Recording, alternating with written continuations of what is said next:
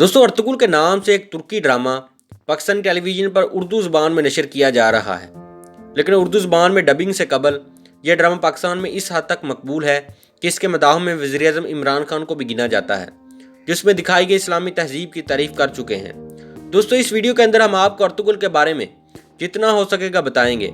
लेकिन आगे बढ़ने से पहले नए आने वाले नाजरीन से दरख्वास्त है कि हमारे चैनल को सब्सक्राइब करते हुए बेल आइकन को दबा दें ताकि मजीद नई आने वाली वीडियो से आप बाखबर रहें। दोस्तों उस्मानी रवायात के मुताबिक अर्तुगरुल सल्तनत उस्मानिया के बानी उस्मान अव्वल के वालिद थे। इसके अलावा इनके बारे में हकायक पर मनबी मालूमात ना होने के बराबर है।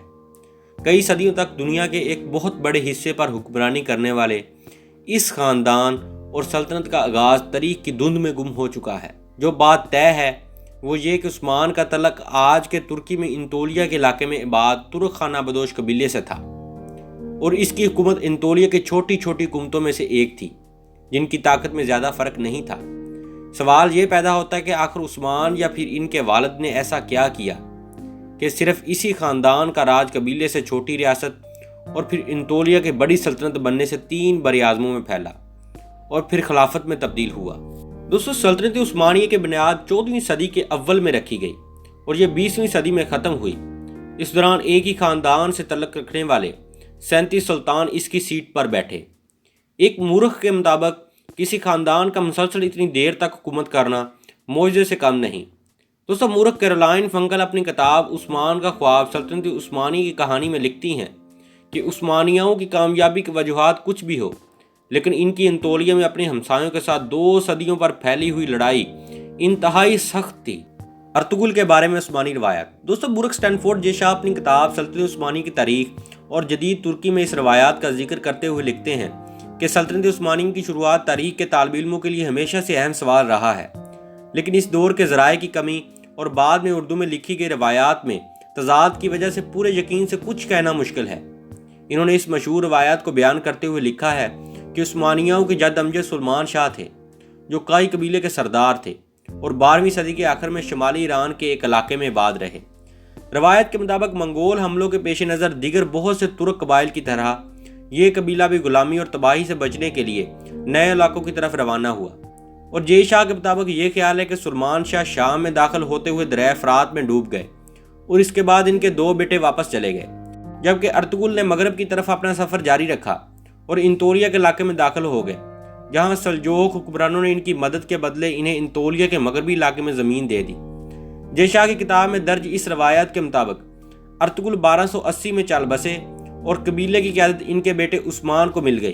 दोस्तों फंकल लिखती है कि उस्मानी रवायत के मुताबिक अर्तुगरुल नामी एक कबायली सरदार शुमाली मगरबी अनातोलिया में आकर सल्जूक और बाज़ नतीनी सल्तनतों के बीच के इलाके में आबाद हुआ और इस रवायत के मुताबिक सल्जूक सुल्तान ने अर्तुगरुल की स्वागत में कुछ इलाका भी अता किया। दोस्तों फंकल मजीद लिखती हैं कि उस्मान के दौर से मिलने वाला वाहिद सिक्का अगर असली है तो इससे साबित होता है कि अर्तुगरुल यकीनी तारीखी शख्सियत थे। फंकल मजीद लिखती हैं कि उस्मान का अपने नाम पर सिक्का जारी करना साबित करता है कि वो इस वक्त सिर्फ एक कबायली सरदार नहीं थे, बल्कि अनातोलिया में अपने आप को सल्जूक मंगोल सल्तनत के साये से बाहर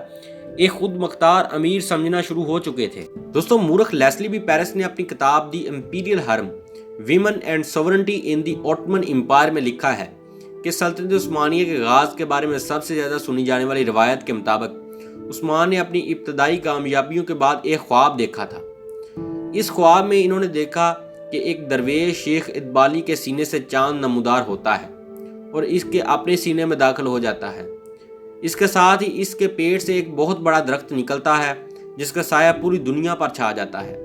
इस दरख्त की शाखों के नीचे चश्मे बहते हैं जिनसे लोग पानी पीते हैं और अपने खेत सैराब करते हैं। उस्मान ने जब शेख इदबाली से तबीर पूछी तो इन्होंने कहा कि खुदा ने उस्मान और इसकी औलाद को दुनिया की हुक्मरानी के लिए चुन लिया है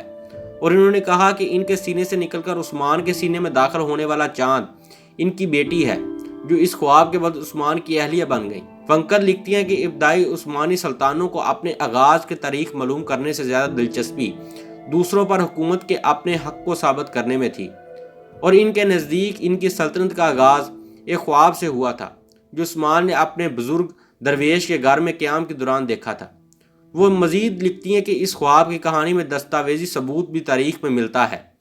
वो ये है कि सल्तनत उस्मानी के इब्तदाई दौर की ज़मीनों के कागजात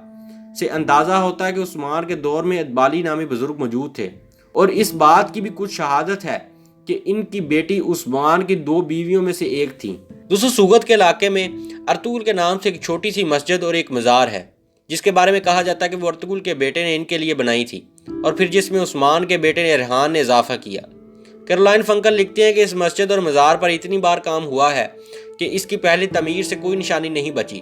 اس لیے کسی عمارت کے بارے میں پورے اعتبار سے نہیں کہا جا سکتا کہ وہ عثمان کے دور کی ہے۔ انہوں نے مزید لکھا، 19ویں صدی کے آخر میں سلطان عبد الحمید دوم نے